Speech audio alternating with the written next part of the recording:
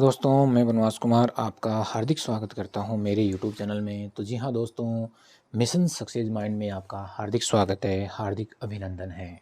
तो दोस्तों, आज अपन जिस टॉपिक के बारे में पढ़ेंगे, जिस टॉपिक के बारे में आज अपन देखेंगे, उस टॉपिक का नाम है डॉक्टर भीमराव अंबेडकर। जी हाँ दोस्तों, डॉक्टर भीमराव अंबेडकर बहुत ही अहम भूमिका है इनकी भी हमारे भारतीय इतिहास में और भारतीय जीवन में। तो दोस्तों, डॉक्टर भीमराव अंबेडकर को एक महान नायक के रूप में जाना जाता है। ठीक है, तो दोस्तों, डॉक्टर भीमराव अंबेडकर को एक महान नायक के रूप में क्यों जाना जाता है? क्या इन्होंने अहम भूमिका निभाई है हमारे समाज में कि इनको एक महान नायक के रूप में इनको पूजा जाता है, इनको जाना जाता है और एक महान नायक की संज्ञा दी गई है।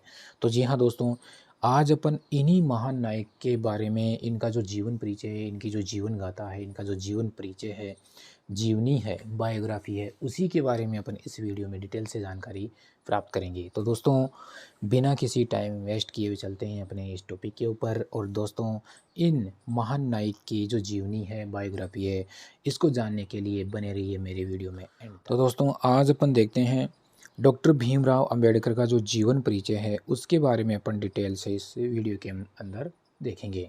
तो दोस्तों, डॉक्टर भीमराव अंबेडकर को महान नायक क्यों कहा जाता है और इनका जन्म कहाँ हुआ था, इनकी माता का नाम क्या था, इनके पिता का नाम क्या था, ये कहाँ से बिलोंग करते थे, कहाँ इनका जन्म स्थान था।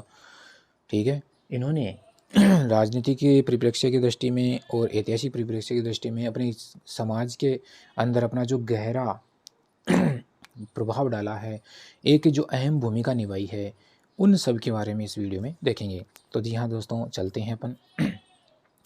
डॉक्टर भीमराव अंबेडकर का जो जीवन परिचय है, उनमें सबसे पहले आता है कि इनका जन्म स्थान इनका जन्म 14 अप्रैल 1891 ईस्वी में इनका जन्म हुआ था।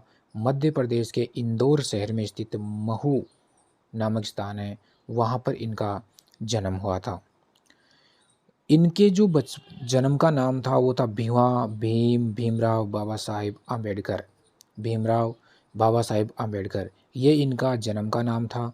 और इनको एक अन्य नाम से भी जानते हैं। किस नाम से जानते हैं? वो जानते हैं अपन बाबा साहेब के नाम से भी इनको जाना जाता है। दोस्तों, इनकी जो मृत्यु हुई थी, यानी कि डॉक्टर भीमराव अंबेडकर की जो मृत्यु हुई थी, यानी बाबा साहेब की जो मृत्यु हुई थी, वो हुई थी 6 दिसंबर 1956 को, 65 वर्ष की आयु में, यानी कि लगभग लमसम 65 ईयर्स में इनकी मृत्यु हुई थी। डॉक्टर भीमराव अंबेडकर का जो राष्ट्रीय स्मारक है, वो नई दिल्ली में बना हुआ है। यानी कि डॉक्टर भीमराव अंबेडकर का जो राष्ट्रीय स्मारक है, वो नई दिल्ली में बना हुआ है। और जो इनकी जो समाधि स्थल है, वो बना हुआ है चैत्य भूमि, मुंबई, महाराष्ट्र में। कहाँ पर बनी हुई है? यानी कि इनकी जो समाधि स्थल है, वो चैत्य भूमि, मुंबई, महाराष्ट्र में इनकी जो समाधि स्थल है वो। आगे देखते हैं, इनके जो पिता थे, यानी कि इनके जो पिता का नाम था वो था रामजी वल्द मालोजी सकपाल। यानी कि इनके पिता का नाम था रामजी वल्द मालोजी सकपाल, जो ब्रिटिश सेना में मेजर सूबेदार के पद पर कार्यरत थे। यानी कि इनके पिता थे वो ब्रिटिश सेना में मेजर सूबेदार के पद पर कार्यरत थे। और इनकी जो माता थी, यानी कि इनकी जो माता का नाम था वो था भीमाबाई, जो एक धार्मिक महिला थी। बाबा साहिब अम्बेडकर का जो बचपन का नाम था, बहुत ही मोस्ट है और सबको पता होना चाहिए कि बाबा साहिब का जो बचपन का नाम था वो था रामजी सकपाल। जी हाँ, इनके जो बचपन का नाम था वो था रामजी। भारतीय संविधान के निर्माता, यानी कि भारतीय संविधान के जो निर्माता थे, अपने जो संविधान को रचने वाले थे, वो भी कौन थे? डॉक्टर भीमराव अंबेडकर ही थे। दलितों के मसीहा एवं आधुनिक मनु के नाम से डॉक्टर भीमराव अंबेडकर को, या बाबा साहेब अम्बेडकर का, भारतीय जनमानस के जीवन पर गहरा प्रभाव पड़ा है। यानी कि इनको भारतीय संविधान के निर्माता के रूप में भी जाना जाता है, दलितों के मसीहा के रूप में भी जाना जाता है, और आधुनिक मनु की संज्ञा भी इनको दी गई है। तो कुल मिला के ये है कि बाबा साहेब का जो भारतीय जनमानस के जीवन पड़ा है, यानी बहुत ही गहरा प्रभाव है। आगे देखते हैं, इनकी जो शिक्षा थी, यानी कि बाबा साहेब की जो शिक्षा थी, वो कहाँ से इन्होंने पूरी की थी? बचपन से ही ये कुशाग्र बुद्धि के थे, ये ध्यान रखना, यानी कि बचपन से इनकी जो बुद्धि थी वो तीव्र बुद्धि थी। तो बचपन से ही कुशाग्र बुद्धि के बालक रहे। डॉक्टर भीमराव अंबेडकर की प्रारंभिक शिक्षा कहाँ से पूरी हुई थी? सतारा के शासकीय हाई स्कूल से पूर्ण हुई। उसके बाद में 1897 ईस्वी में उन्होंने अपनी माध्यमिक शिक्षा मुंबई में एन एल्फिंस्टन रोड स्थित एक सरकारी स्कूल है वहाँ से पूर्ण की। हालांकि स्कूल के दौरान ही इन्हें जातिगत भेदभाव का प्रथम बार सामना करना पड़ा था, यानी कि जब वो स्कूल में थे उसी समय ये जातिगत भेदभाव है इनका सामना उसी दौरान इनको करना पड़ा था। जब इन्हें क्लास में बैठने एवं 7 छात्रों हेतु मटके से जल लेने की अनुमति नहीं दी गई। बाल्यकाल में जातिवाद के कड़वे अनुभवों ने बालक भीम के मन में जातिवाद से लड़ने की इच्छा को मजबूत कर दिया, यानी कि जब वो स्कूल लाइफ में थे वहीं से ही इनके साथ जो जातिगत भेदभाव हुआ था तो वहीं से इन्होंने अपने मन में एक दृढ़ निश्चय किया था जातिवाद से लड़ने के लिए। इसके बाद में देखते हैं इन्होंने अपने जीवन के संपूर्ण काल में जातिवाद के विरुद्ध क्या किया था? इन्होंने संघर्ष किया था। देखते हैं आगे जो अंबेडकर साहब की जो शिक्षा थी, यानी कि प्रारंभिक शिक्षा के बाद में इन्होंने जो मैट्रिक और हाई स्कूल कहाँ से, यानी कि हाई स्कूल और हायर एजुकेशन कहाँ से प्राप्त की थी उसके बारे में भी अपन देखते हैं। आगे देखते हैं 1907 ईस्वी में मैट्रिक पास करने के बाद बॉम्बे विश्वविद्यालय यानी बॉम्बे यूनिवर्सिटी से संबंध एल फ्लिंस्टन कॉलेज से वर्ष 1912 में बीए पूर्ण किया। इसके बाद इन्हें बड़ौदा के गायकवाड़ शासकों द्वारा उच्च शिक्षा के लिए क्या दी गई थी? यानी कि छात्रवृत्ति यानी कि स्कॉलरशिप प्रदान की गई थी हायर एजुकेशन के लिए। उसी हायर एजुकेशन को प्राप्त करने के लिए और जो स्कॉलरशिप दी गई थी यानी छात्रवृत्ति दी गई थी, यानी इसी छात्रवृत्ति की सहायता से डॉक्टर भीमराव अंबेडकर उच्च शिक्षा के लिए यानी हायर एजुकेशन के लिए अमेरिका चले गए। कहाँ चले गए? अमेरिका चले गए। वहाँ से इन्होंने कोलंबिया यूनिवर्सिटी से इन्होंने अर्थशास्त्र में यानी इकोनॉमिक्स में इन्होंने स्नातकोत्तर की उपाधि प्राप्त की, यानी कि एमए की डिग्री वहाँ से ली। इसके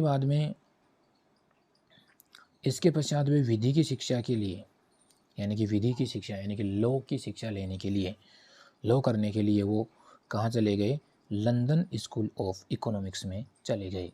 यानी कि इस विधि की शिक्षा लेने के लिए यानी कि जो लॉ की डिग्री प्राप्त करने के लिए वो कहाँ चले? लंदन स्कूल ऑफ इकोनॉमिक्स में वहाँ चले। इसके बाद में देखते हैं भारतीय संविधान के निर्माण में प्रारूप समिति के अध्यक्ष रहे थे। यानी कि भारतीय संविधान का निर्माण भी इन्होंने किया था। और जो प्रारूप समिति थी, ड्राफ्ट कमेटी थी, उस समिति के वो अध्यक्ष भी रहे थे। संविधान निर्माता डॉक्टर भीमराव अंबेडकर को संविधान निर्माण के कारण किसकी संज्ञा दी गई है? आधुनिक मनु की संज्ञा दी गई है। किस वजह से? संविधान निर्माण करने के कारण। भारत के सबसे प्रखर और अग्रणी दलित नेता के रूप में डॉक्टर भीमराव अंबेडकर का स्थान निर्विवाद है। यानी कि भारत के सबसे प्रखर और अग्रणी दलित नेता के रूप में ये उभरे थे। इनकी अहम भूमिका थी डॉक्टर बाबा साहेब की।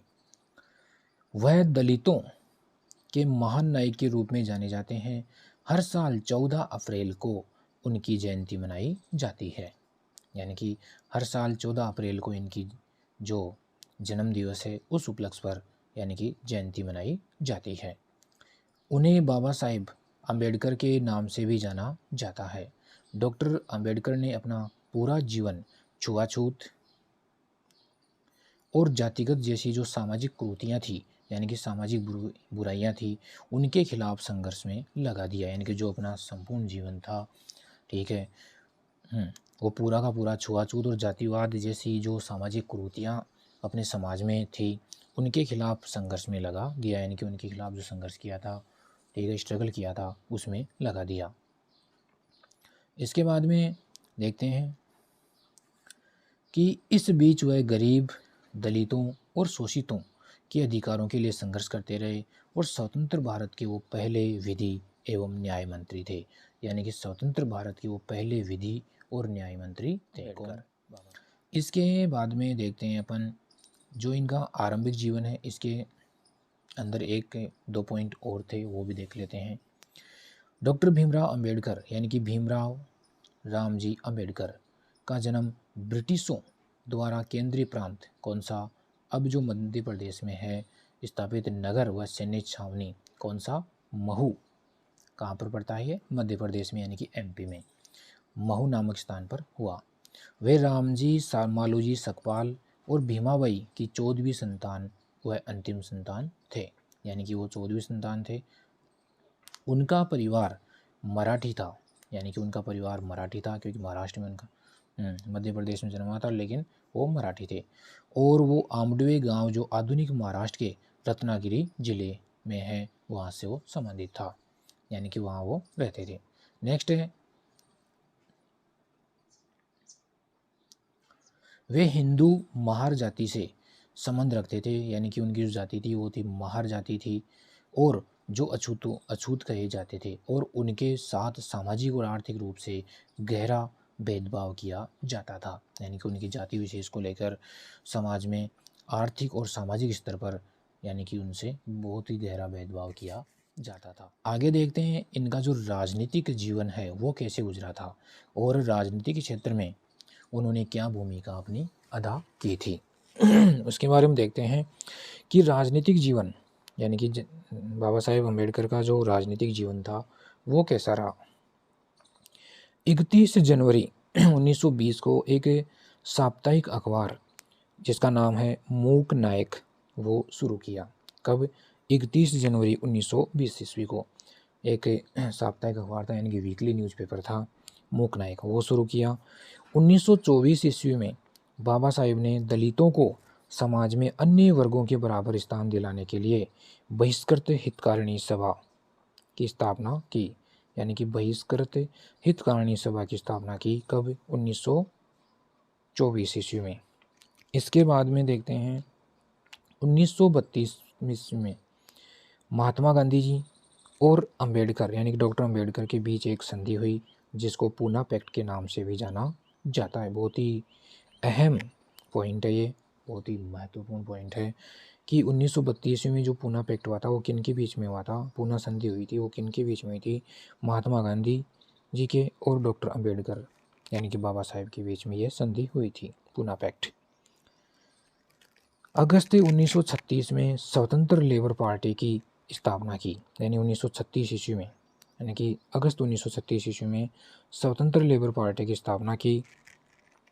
1937 ईस्वी में डॉक्टर अंबेडकर ने कोंकण क्षेत्र में पट्टेदारी को ख़त्म करने के लिए विधेयक पास करवाया। कब? 1937 ईस्वी में। भारत के आज़ाद होने पर डॉक्टर अंबेडकर को संविधान की रचना का काम सौंपा गया। यानी कि जब अपना भारत आज़ाद हो जाता है उसके बाद में भारतीय संविधान को लिखने की अनुमति यानी कि उनको लिखने का काम भी सौंपा गया। यानी कि आप ही भारत का जो संविधान है वो लिखो और इसकी रचना करो। तो जी हाँ दोस्तों, आज का जो वीडियो था वो इतना ही था। इसमें यानी कि कहने का मतलब है कि बाबा साहेब एक महान नायक के रूप में अपने इतिहास में और अपने समाज में जाने जाते हैं। तो दोस्तों, आज का अगर मेरा वीडियो अच्छा लगे तो इसको लाइक करना, शेयर करना, कमेंट करना, और नेक्स्ट वीडियो में नेक्स्ट टॉपिक के साथ फिर मिलेंगे। तब तक के लिए जय हिंद, जय भारत।